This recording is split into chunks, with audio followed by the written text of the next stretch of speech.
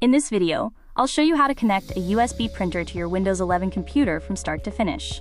Before connecting the USB cable, make sure your printer is powered on and showing a ready screen. Find the USB port on the back of your printer before connecting the cable. Plug the square end of the USB printer cable firmly into the printer's USB port. Now find an available USB port on your Windows computer. Plug the flat end of the USB cable into an available USB port on your Windows computer. As soon as the cable is connected, Windows should detect the printer automatically. Windows now installs the printer and the required drivers automatically. This usually takes less than a minute.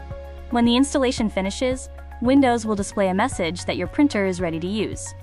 Now open the Windows Settings app to verify that the printer was added successfully. When Windows Settings opens, click Bluetooth and Devices from the menu on the left. Next, click Printers and Scanners to check that Windows added your USB printer successfully. If the installation was successful, your printer will appear in the list with a ready status.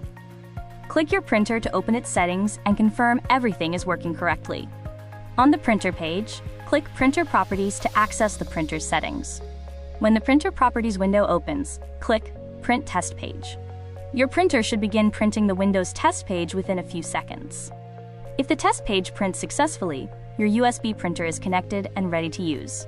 Your USB printer is now connected and ready to use. Thanks for watching, and subscribe for more tech troubleshooting guides.